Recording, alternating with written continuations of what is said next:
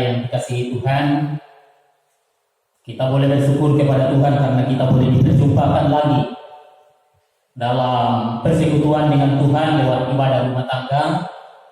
Dan yang menjadi penghimpun saat ini adalah keluarga Nyonya Daud Ormani, yang sedianya bahwa ibadah ini sesuai dengan jadwal sebenarnya kemarin hari Senin, tetapi kita baru laksanakan hari ini dan sudah dikonfirmasi dengan penghimpun yang bersangkutan, Ibu Nyonya Daud Ormani.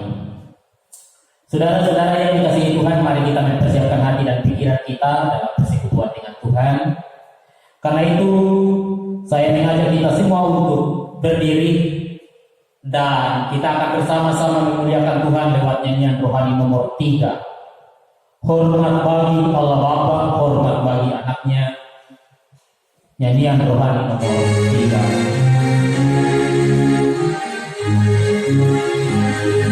Hormat bagi Allah Bapa, hormat bagi anaknya.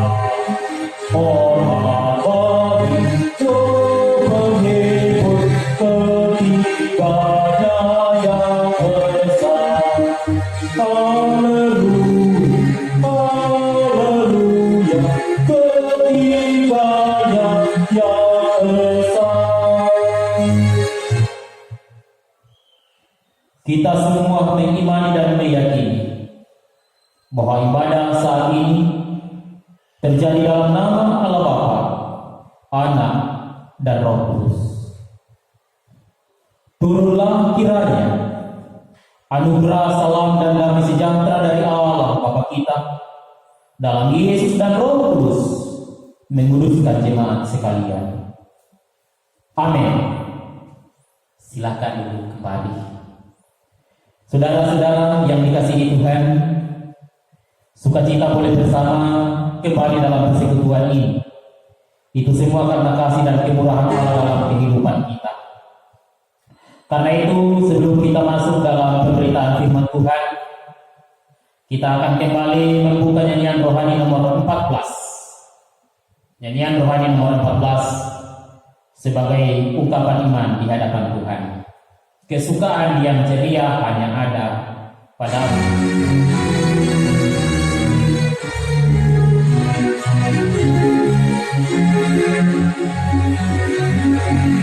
Kesukaan yang ceria hanya ada padamu. Hari Allah yang setia mohon supaya teguh. Kamu penebuskan hati, mendengarkan awan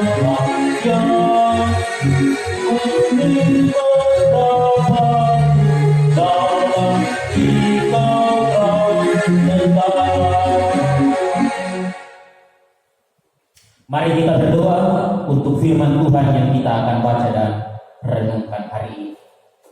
Kita berdoa. Terima kasih Tuhan Yesus. Saat ini kami boleh berkumpul bersama-sama dalam persekutuan dengan Tuhan lewat ibadah rumah tangga di Jemaat Moria. Dan berkati kami semua, keluarga penghimpun Nyonya Daud Ormani dan jemaatmu akan diberkati Tuhan, sehingga semua persekutuan ini tidak sia-sia. Berkati kami dengan firman-Mu hari ini. Amin. Kekasih-kekasih Kristus, bagian Alkitab yang saya siapkan untuk menjadi bacaan dan renungan kita hari ini, saya siapkan dari Injil Yohanes pasal 10. Injil Yohanes pasal 10 ayat 11 dan ayat 12. Kita membuka Injil Yohanes pasal 10 ayat 11 dan ayatnya yang ke-12. Saya bacakan untuk kita semua berbunyi. Yohanes 10 ayat 11 dan 12. Akulah gembala yang baik. Gembala yang baik memberikan nyawanya bagi domba-dombanya. Sedangkan seorang upahannya bukan gembala, dan yang bukan pemilik domba-domba itu sendiri. Ketika melihat serigala datang, meninggalkan domba-domba itu lalu lari, sehingga serigala itu menerkam dan mencerai-beraikan domba-domba itu. Demikian firman yang boleh kita baca. Terpujilah Yesus, Gembala yang baik, firman kehidupan. Kekasih-kekasih Kristus, bacaan kita hari ini masih erat kaitannya dengan bahagian firman Tuhan khotbah hari Minggu yang lalu. Saudara-saudara, hubungan antara manusia dengan Tuhan di dalam Alkitab seringkali digambarkan dengan hubungan antara gembala dan domba, dan itu juga yang ada dalam bacaan kita. Yesus memberi sebuah perumpamaan hubungan antara Tuhan dan manusia, dierat kaitan dengan kata gembala dan domba. Yesus adalah gembala dan manusia adalah domba.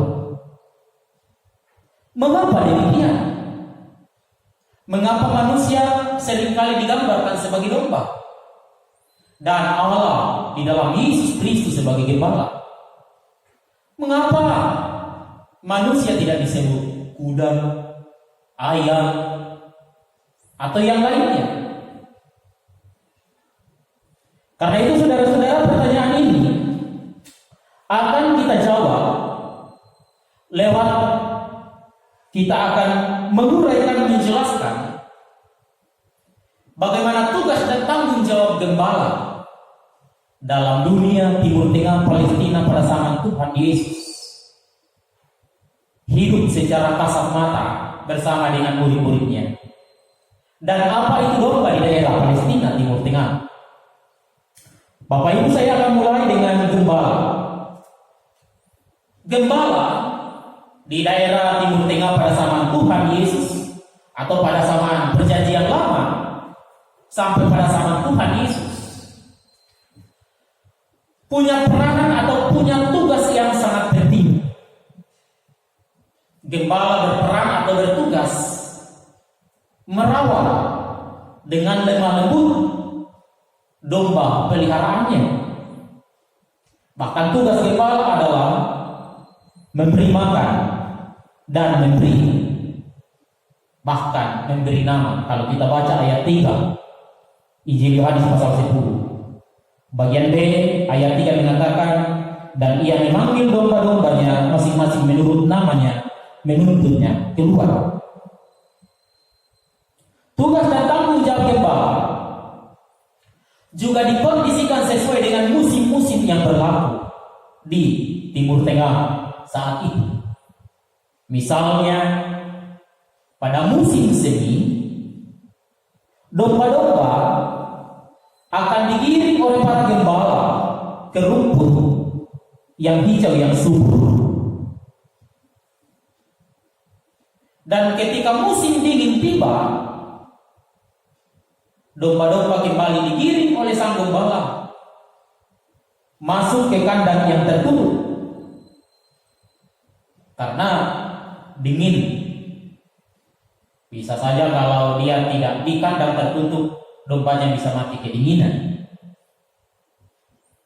Pada siang hari ia membawa domba-dombanya untuk mendapatkan makanan. Dan pada malam hari, sang gembala waktu tidurnya tidak akan lama atau dia akan kurang tidur. Mengapa?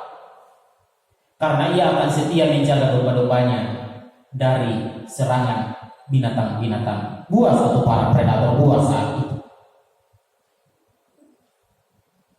Dan peranan gembala ketika musim kering, katakanlah seperti itu, air kolam kering berkurang, maka tugas gembala adalah ia akan mencari sumur dan akan menimba air sumur untuk memberi minum domba-dombanya. Kalau ada yang sudah berpengalaman menimba air di sumur, saya kira ini bisa dibayangkan. Apalagi kalau dombanya lebih dari 10 ekor, 100 ekor, 1000 ekor, kira-kira berapa lama ia harus menimba air untuk memberi minum domba-dombanya. Gembala akan selalu mengawasi dan memperhatikan agar domba-dombanya tidak hilang atau dimangsa binatang buas. Jadi dia akan selalu mengawasi domba-domba peliharaannya sehingga domba-dombanya tidak dimangsa binatang buas atau tidak hilang. Malam hari ketika kembali dibawa ke kandang, sebelum masuk ke kandang, sang gembala akan menghitung apakah masih utuh, lengkap jumlahnya, apakah masih sehat-sehat. Dan ketika pagi hari atau siang hari, ia akan memanggil domba-dombanya sesuai dengan namanya satu persatu. Memang di desa saat itu sang gembala seringkali memberi nama domba-dombanya. Nah, itu tugas dan tanggung jawab gembala. Jadi ini bukan perkara yang mudah. Tugas gembala ini bukanlah hal yang gampang. Bayangkan saudara-saudara, seorang gembala akan mempertaruhkan nyawanya. Ia siap maju berperang melawan para binatang buas, predator buas yang akan memangsa domba peliharaannya. Walaupun nyawa sang gembala taruhannya, tetapi ia siap melawan binatang-binatang buas yang akan merenggut nyawa domba-dombanya, taruhan nyawa. Itu yang saya katakan, ini bukanlah perkara yang mudah, ini bukan pekerjaan yang gampang. Mempertaruhkan nyawa, peduli dan memperhatikan. Itu sebabnya Yesus seringkali diidentikan dalam kesaksian Alkitab sebagai gembala, Tuhan sebagai gembala yang tetap peduli dan memperhatikan. Lalu apa itu domba di daerah Timur Tengah Palestina, saudara-saudara? Domba di daerah Timur Tengah, di Israel sana, adalah salah satu binatang yang lemah. Kemampuan bertahannya buruk. Kalau ada predator buas atau binatang buas yang datang, ketika ia lari, larinya tidak kencang, tidak sekencang kelinci misalnya. Ia lamban. Domba juga seringkali tidak sadar kalau ada bahaya di sekitarnya. Seringkali dia tidak sadar kalau ada bahaya di sekitarnya. Manusia juga biasa seperti itu. Terkadang dia tidak menyadari, dia tidak tahu bahwa ada bahaya tentang kehidupannya.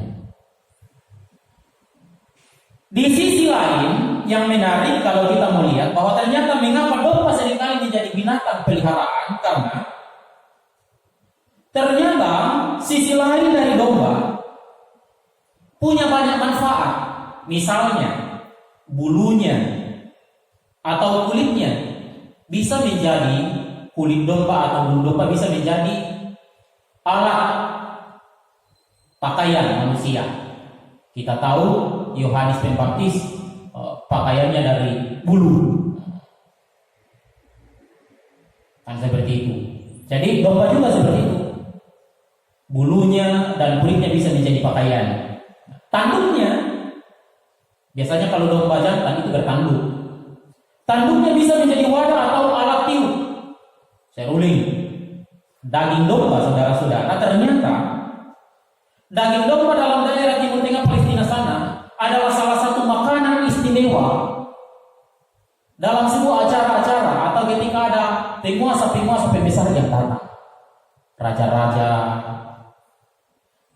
seperti itu. Jadi dia adalah makanan istimewa. Dan domba adalah salah satu yang sering kali banyak dipakai sebagai kurban persembahan dalam peribadatan umat Israel. Kurban persembahan termasuk kurban persembahan penghapus dosa. Dia seringkali menjadi kurban persembahan. Nah, walaupun kemudian Yesus identik dengan korban yang sesungguhnya menghapus dosa manusia. Maka sekali lagi, itulah sebabnya Yesus menggantikan domba-domba itu, atau kita yang menjadi korban penebusan dosa. Bapak Ibu saudara-saudara yang dikasihi Tuhan, inilah sekilas tentang gembala dan domba di daerah Palestina atau Timur Tengah, di mana zaman Alkitab sampai Perjanjian Lama sampai Yesus. Ada peranan gembala sangat penting. Domba sebagai binatang yang lemah, domba sangat membutuhkan kehadiran seorang gembala. Demikian juga dalam kehidupan kita. Manusia seringkali diibaratkan domba manusia yang lemah, rentan, seringkali tidak menyadari bahwa di sekitarnya ada bahaya. Dan manusia seringkali dalam setiap saat, bukan hanya seringkali tetapi setiap saat, membutuhkan gembala yang agung, yaitu Yesus Kristus, untuk menuntunnya ke jalan yang benar. Karena itu saudara-saudara yang dikasihi Tuhan, ini menjadi perenungan yang indah. Kehadiran Yesus dalam kehidupan kita sebagai gembala yang agung punya peranan penting dalam perjalanan kehidupan kita yang menuntun, mengarahkan, membimbing. Dan Yesus adalah gembala yang baik. Bacaan kita, akulah gembala yang baik, ayat 11. Pertanyaan untuk kita renungkan masing-masing adalah, Yesus ayat 11 mengatakan akulah gembala yang baik. Tuhan Yesus adalah gembala yang baik. Pertanyaan bagi kita semua adalah, apakah kita sudah menjadi domba yang baik? Apakah kita sudah menjadi domba yang baik juga? Kalau Yesus adalah gembala yang baik, maka seharusnya kita juga menjadi domba yang baik, bukan domba yang bandel. Domba yang baik yang tetap berpengharapan kepada gembala yang baik, Yesus Kristus, yang tetap peduli dan memperhatikan. Mempedulikan, memperhatikan Ibu Daud Omani bersama dengan anak-anak. Yesus adalah gembala yang baik yang tetap peduli memperhatikan jemaat sekalian. Karena itu tanggung jawab kita adalah menjadi domba yang baik, bukan domba yang bandel. Tuhan Yesus memberkati kita semua. Amin.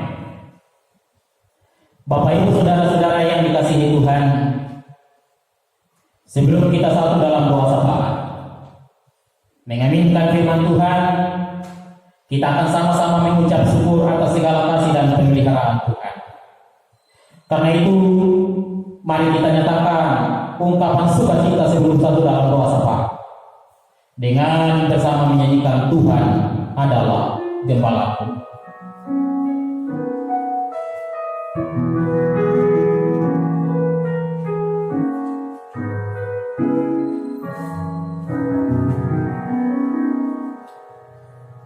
Tuhan adalah gembalaku, takkan kekurangan aku. Dia membaringkan aku di padang yang berumput hijau. Dia membimbingku ke air yang tenang. Dia menyegarkan jiwaku. Dia menuntunku ke jalan yang benar, oleh karena namanya. Sekalipun ku berjalan dalam lembah kegelapan. Saudara-saudara yang dikasihi Tuhan, kita akan sama-sama satu dalam doa syafaat. Dan dalam doa syafaat ini bersama dengan jemaat kita akan mendukung dalam doa kehidupan Ibu Daud Onmadi bersama dengan anak-anak mereka. Kita berdoa. Terima kasih Tuhan Yesus akan segala kasih dan pemeliharaan dalam hidup ini. Engkaulah Tuhan dan gembala yang baik yang tetap memelihara dan menuntun kami. Dan biarlah dalam hikmat Roh Kudus-Mu, kami juga akan menjadi domba yang baik, yang setia, tekun, menghambakan diri kepada Tuhan yang adalah gembala yang baik. Kami berdoa bersama-sama untuk keluarga kami yang menjadi penghimpun dalam ibadah rumah tangga hari ini, Nyonya Daud Ormani. Berkati dia, tugas tanggung jawabnya sebagai ibu rumah tangga mengasuh, membimbing anak-anak. Tentu bukan perkara yang mudah menjadi orang tua tunggal, tetapi Tuhan yang akan menggembalakan, membimbing, memelihara. Bu Daud Ormani akan tetap bersuka cita di tengah-tengah perjalanan hidup karena Tuhan Yesus tetap bersamanya. Cukupkanlah kebutuhan hidupnya Bapa, diberkatilah ia karena Tuhan mengasihinya. Anak-anak yang sudah dewasa, pemuda-pemudi, pemudamu, berkati anak-anaknya Bapa, sungguh menjadi pemuda-pemudi yang berhikmat bijaksana. Dan anak-anak Ibu Daud Ormani akan menjadi anak yang baik bersukacita di tengah-tengah kehidupan, khususnya situasi dunia sekarang ini.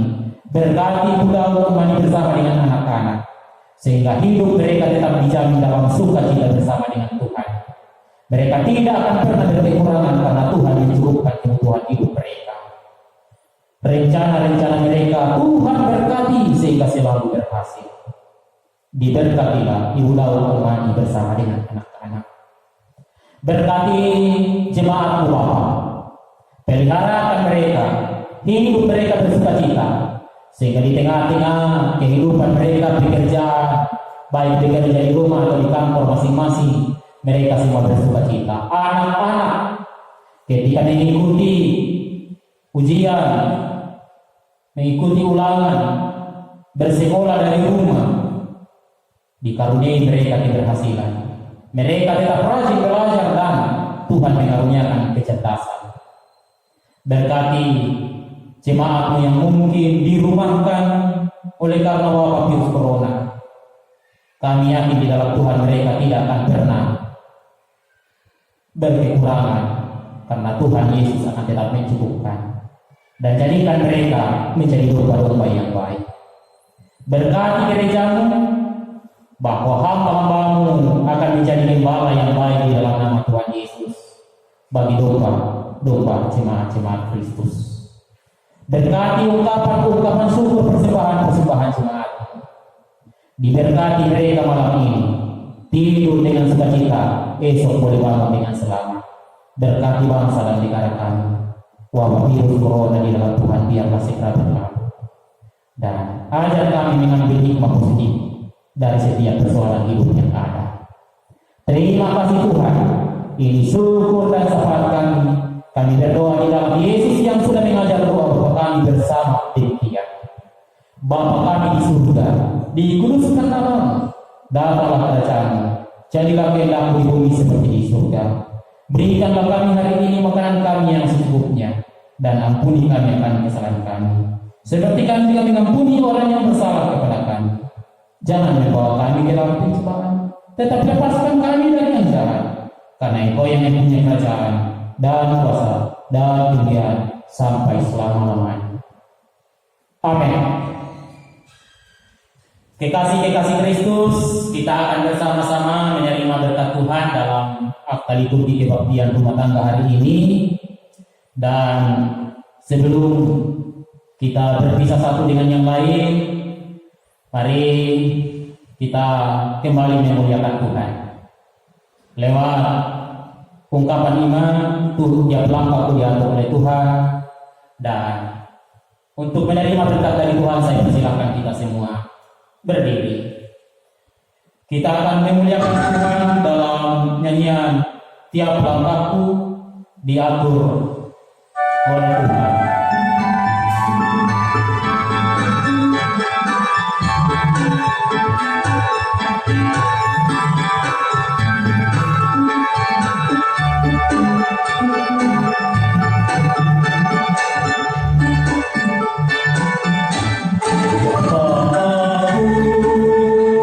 Diatur oleh Tuhan.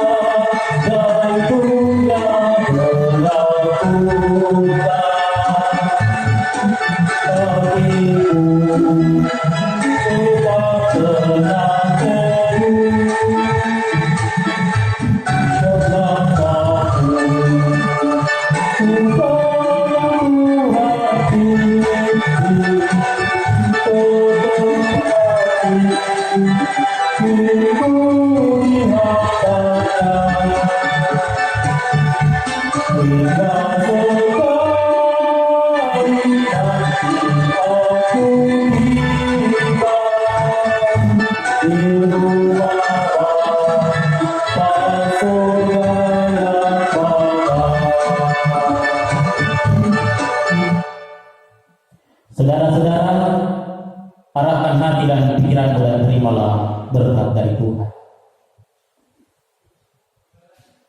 Bahwa damai sejahtera Allah, kasih karunia di dalam Kristus Yesus sebagai gembala yang baik dalam tuntunan Roh Kudus yang akan menggembalakan, memelihara, menuntun jemaat sekalian, merasakan sukacita di dalam Allah Tritunggal. Jemaat bersukacita di dalam Tuhan dari sekarang dan selama-lamanya, yang juga memberkati keluarga Nyonya Daud Oman keluar masuknya dari rumah mereka saat ini dan selamanya. Amin. Demikian ibadah kita saat ini, dan terima kasih atas partisipasi kita semua, keikutsertaan kita dalam ibadah kebaktian rumah tangga saat ini. Dan tentunya kami pun tetap mendoakan jemaat akan ada dalam sukacita penyertaan Tuhan. Meskipun sampai sekarang kita masih harus beribadah dari rumah masing-masing. Selamat malam, Tuhan Yesus memberkati kita semua. Amin.